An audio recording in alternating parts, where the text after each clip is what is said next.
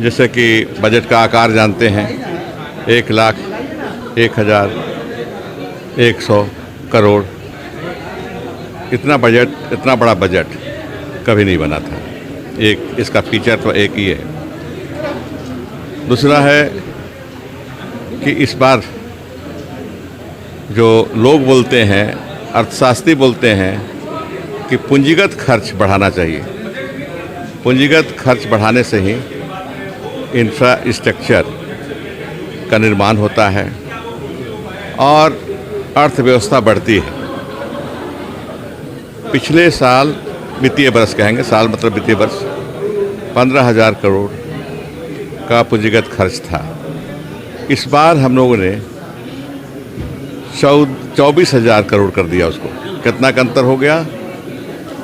कितना का अंतर हुआ? 9,000 करोड़ का।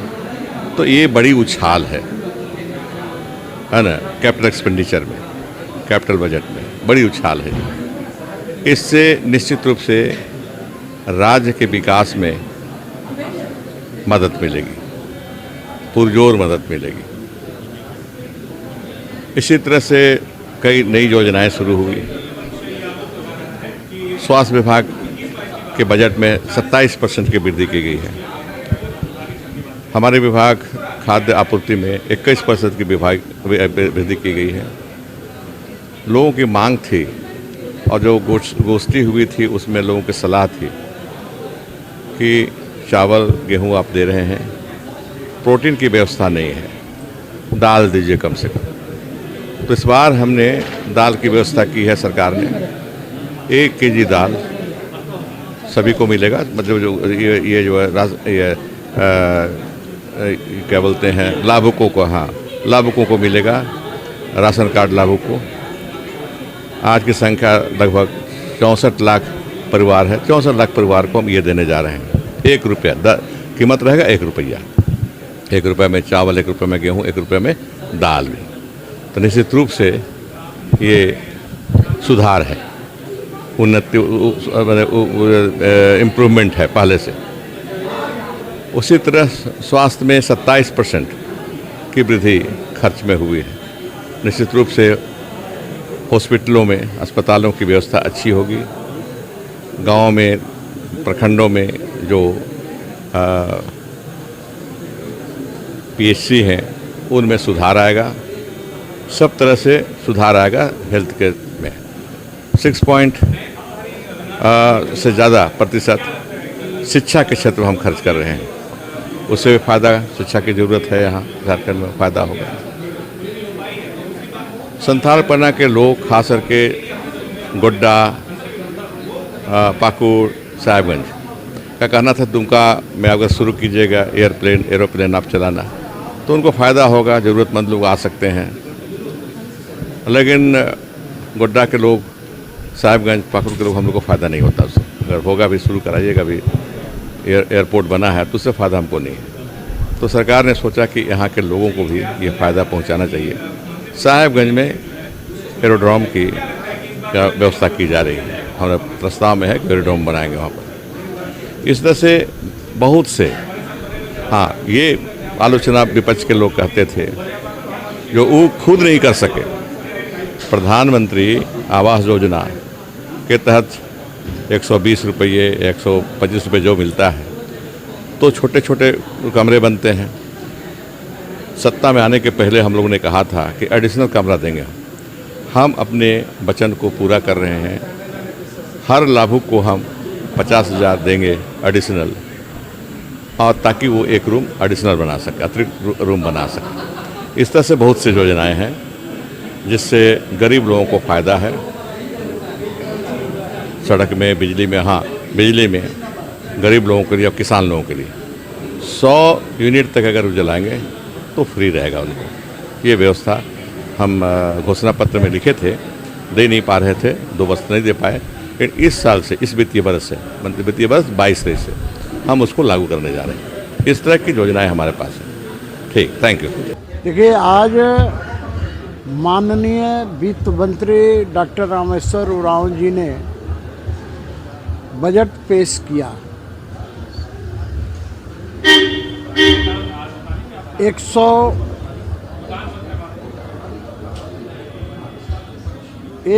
करोड़ 1,101 रुपए का मैंने बीच में ही उठकर माननीय अध्यक्ष महोदय के परमिशन से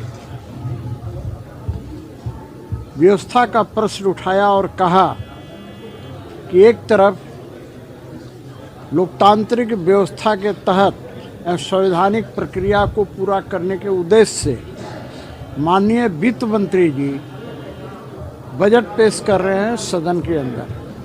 दूसरी ओर जेएमएम के कार्यकर्ता 4 मार्च को गिरिडीह जिला का स्थापना दिवस मनाने के उद्देश्य से वो भी बजट की उगाही कर रहे हैं।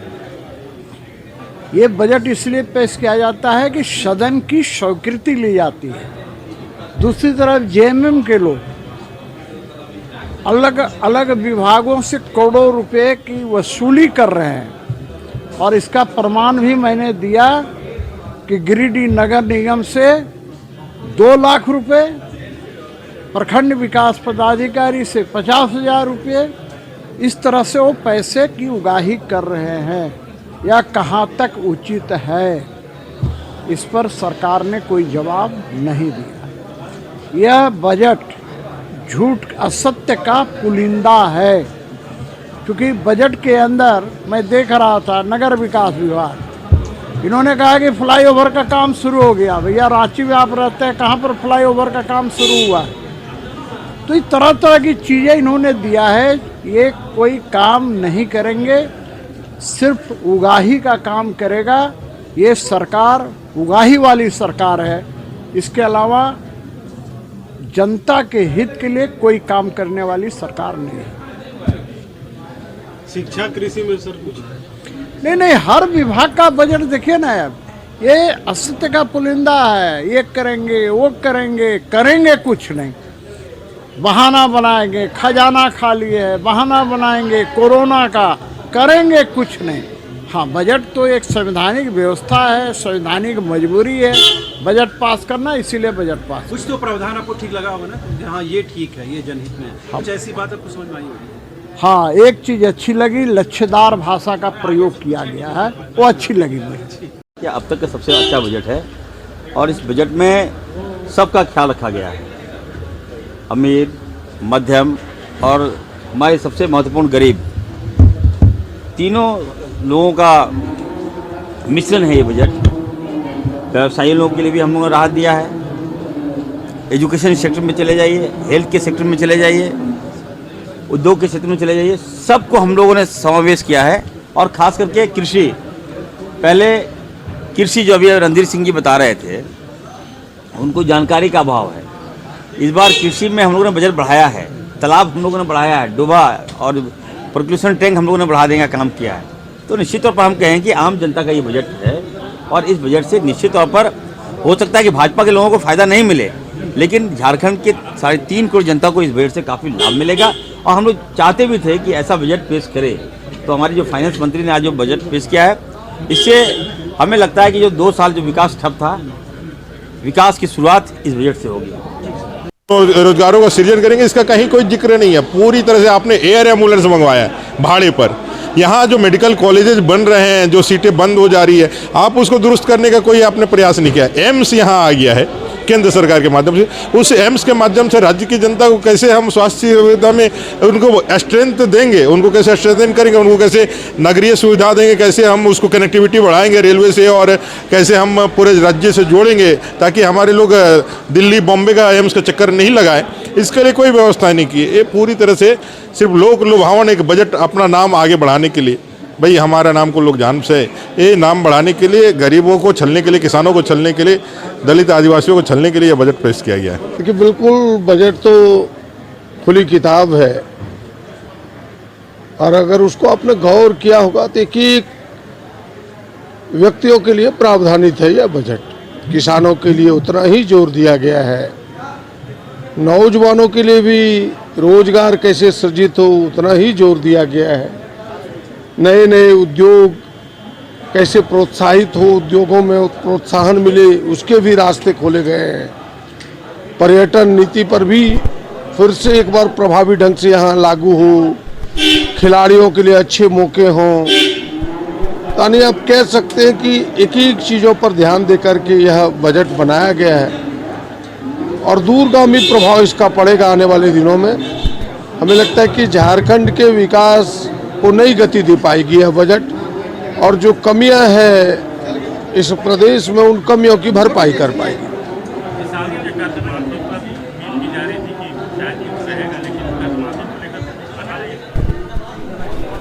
देखिए, कर्ज माफी टाइम टू टाइम किया जाता है, पिछले सेशन में किया है, अभी उसकी पूर्णाहुति हुई नहीं है।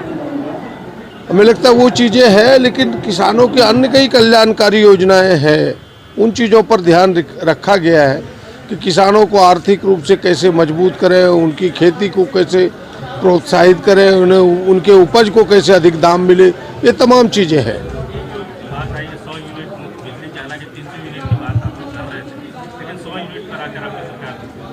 नहीं, आप घोषणा पत्र को देखें तो 100 यूनिट बिजली की ही बात कही गई थी, और हमें लगता है कि 100 यूनिट तक ही आम गरीब गुरुआ 100 यूनिट बिजली का ही अधिकांश उपयोग करते हैं। इसलिए आम गरीब गुरुआ जिनके पॉकेट छोटे हैं, ऐसे व्यक्तियों को ध्यान में रख करके यह निर्णय है स्वागत योग्य। कुल मिला के बजट अच्छा था।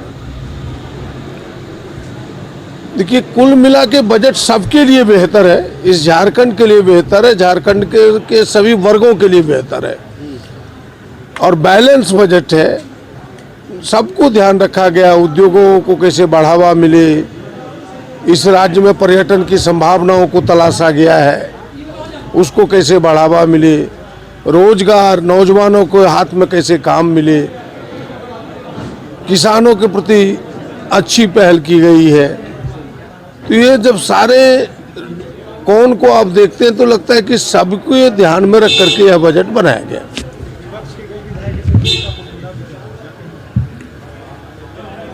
देखिए, केवल यूं ही आंख बंद करके किसी चीज पर प्रश्न लगा देना ये सामान्य बात है, उससे अधिक कुछ नहीं है। अगर उनके कोई तर्क हो जिस तर्क के तहत वो बता पाए कि नहीं यह झूठ का पुलिंदा है, तब तो हमें कहे। वैसे बजट कभी झूठ का पुलिंदा हो नहीं सकता। ये भले वो कह सकते कि बजट आज है, धरातल पर कितना उतरेगा, इसके परिणाम क्या आएंगे, तो ये उनको कहने का अधिकार है, क्योंकि इसी के आधार पर हमें कदम बाय कदम पूरे वर्ष आगे बढ़ना है। तो ये बजट कभी झूठ का पुलिंदा हो नहीं सकता। अगर हम सीधे एक शब्द में कहना चाहें, एक पंक्ति में, तो यह कह सकते हैं कि बजट पूरी तरह से निराशाजनक है। इस बजट में इन्होंने क्या करना चाहा, क्या कहना चाहा, यह समझ से बाहर है। देखिए मीडिया ने ही बताया कि अभी तक ये बजट का 40% ही अधिक से अधिक खर्चा कर पाए हैं। ऐसे में 1,01,101 रुपये का यह बजट इन्होंने पेश किया है, तो सुन के हंसी आती है। जब पिछली बजट का आप मात्र 40% अधिक से अधिक आप खर्चा किया आपने, और इस बार आपने 1,01,000 पंडित जी का दक्षिणा देने की तरह उन्होंने घोषणा किया, बड़ी खुश हो करके। हम लोग भी खुश हुए इनकी बातों को सुन करके। लेकिन यह हास्यास्पद है, इस बजट में न महिलाओं के लिए कुछ है, न छात्रों के लिए है।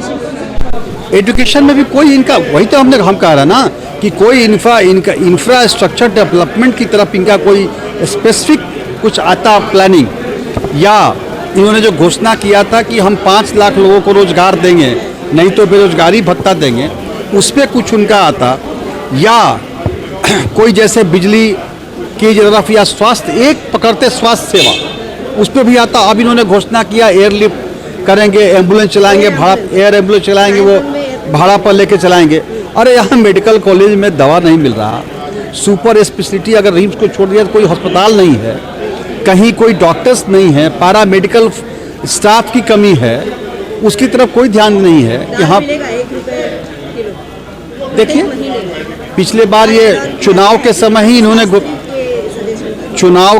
इन्होंने घोषणा किया था कि हम सबको 100 यूनिट बिजली फ्री देंगे, तो वो तो उन्होंने किया नहीं। अभी 2 साल के बाद नींद से जगे हैं, 400 यूनिट के बाद लिमिट भी कर दिए हैं। तो तो इस प्रकार से ये झूठे वादे करते हैं, केवल इनकी फितरत है लोगों को छलना। अगर यह कहा कि छलिया इनका नाम रखा जाए तो इसमें कोई अतिशयोक्ति नहीं होगी। और मैं तो कह रहा हूं कि न महिलाओं के विकास के लिए इन्होंने कोई प्लानिंग किया, न छात्रों के लिए किया, न शिक्षा में इनका कोई विशेष, यहाँ विश्वविद्यालयों में संरचनाएं नहीं हैं। हमारे धनबाद में विनोद बिहारी महतो विश्वविद्यालय में आज लगभग 1 साल होने के जा रहे हैं, वहाँ वाइस चांसलर नहीं है, प्रभार में चल रहा है विश्वविद्यालय। तो इनकी कोई सोच नहीं है ना, ये ऐसे ही बस घोषणा कर देना है और लोगों को भावनात्मक मुद्दों में लड़ाते रहो और अपनी किताब पढ़ाई तो हो नहीं रही है, शिक्षक नहीं है और गर्म पोशाक आप दीजिएगा, वही ना, केवल लोगों को ठगने वाली घोषणाएं इस बजट के अंदर इन्होंने किया। अब धनबाद में इन्होंने किया है सिटी बस चलाने की योजना। आप सब पता कर लीजिए, मालूम भी होगा कि पिछले समय में प्लानिंग किया गया था सिटी बस चलाने का, करोड़ों की बसें खड़ी खड़ी होकर के सड़ गई। सड़कें नहीं हैं, वहाँ जो इम्पोर्टेंट था बजट में धनबाद को लाभ नहीं हुआ। कुछ नहीं। जब माननीय मुख्यमंत्री जी नेता प्रतिपक्ष थे, उन्होंने भी मेरे मांग का समर्थन किया था कि वहाँ बैंक मोड़ से फ्लाईओवर बनना चाहिए, मटकुरिया से बैंक मोड़ होते हुए। आज उसकी जरूरत थी ना भाई, सड़क रहेगा नहीं तो आप कहाँ चलाइएगा सिटी बस को। फिर खरीदारी होगा, कमीशन ये खाएंगे और फिर कुछ नहीं। वही तो भाई, मैं पूरे झारखंड के लिए स्पेसिफिक बोल रहा हूँ। आज जो कोयला की लूट, पत्थर की लूट, बालू की लूट, भ्रष्टाचार, पदाधिकारियों की, अब स्पीकर खुद कह रहे हैं कि पदाधिकारी मनमानी कर रहे हैं। अब इससे बड़ा दुर्भाग्य और क्या होगा। तो इसकी तरफ कोई सरकार की घोषणा होती, इसको कोई ध्यान देते कि हाँ हम इस प्रकार का सिस्टम डेवलप करें जो झारखंड से भ्रष्टाचार दूर हो, तो इस तरफ कोई ध्यान नहीं है। आधारभूत संरचना, चाहे बिजली हो, पानी हो, गर्मी का दिन आ रहा है, पीने की पानी की किल्लत। अब धनबाद में पहले 60 MLD पानी सप्लाई होता था, आज के दिन में 40 MLD इन्होंने कर दिया। वहाँ के लोग त्राई त्राई कर रहे हैं। तो इस प्रकार से ये बजट जो है बिल्कुल पूरी तरह से निराशाजनक है। देखिए, समय के साथ साथ झारखंड की पॉपुलेशन, जो प्रोजेक्टेड पॉपुलेशन है, अभी तो सेंसस आया नहीं है, लेकिन प्रोजेक्टेड पॉपुलेशन लगभग 3 करोड़ 80 लाख दिखाई जा रही है, जो 3 करोड़ 25 लाख से बढ़ चुकी है, बहुत ज़्यादा बढ़ चुकी है। तो उसको ध्यान में रखते हुए, साथ में आने वाले समय में क्या बदलाव आने वाले हैं उसको ध्यान में रखते हुए इस बजट का आकार भी बढ़ाया गया है। पहले लोगों की शिकायत थी, जैसे खास करके विपक्ष के लोग की, जो हमारा बजट होता है प्रोजेक्टेड, वो बड़ा कम है कई विभागों के लिए। लेकिन इस बार हर विभाग में जो प्रयास किया गया है कि बजट को बढ़ाया जाए, जैसे खास करके पंचायती राज, इस बार उसमें लगभग 100 करोड़ रुपए, 90 करोड़ कुछ जो है बढ़ाए गए हैं। तो हर विभाग में चूंकि बढ़ा है और जनसंख्या का आकार भी बढ़ा है, और आपने देखा होगा कि एक नया चीज़ डाला गया बजट में जो मुझे बहुत अच्छा लगा, वो था कि स्टार्टअप के लिए 50 करोड़ रुपए युवाओं के लिए, क्योंकि ये उन्हीं से इनपुट लिया गया था इस चीज़ को लेकर। तो ऐसे बहुत सारी चीज़ें हैं जिनको जो है समाहित किया गया है, जिसकी वजह से बजट बड़ा हुआ है। और उम्मीद है कि बजट पूरा जो है अगर खर्चा किया जाए तो निश्चित तौर पर जो है झारखंड की जनता को इससे बहुत लाभ होगा। कर्ज माफी एक बड़ा मसला था आप लोगों का किसानों जी, लेकिन उसमें कोई जिक्र नहीं, बिल्कुल जिक्र रहा है। अगर आपके पास आया होगा तो कर्ज माफ़ी को लेकर उसमें जो है आंकड़े प्रस्तुत किए गए हैं कि कितना जो है कर्ज माफ़ी अभी तक हो चुका है, और आगे उसमें सरकार प्रयासरत है कि जो 9 लाख किसानों की बात है उसमें एक समस्या NPA की है, तो उसको भी जो है पहले इसको करके उसको भी जो है टैकल किया जाएगा निश्चित तौर पर।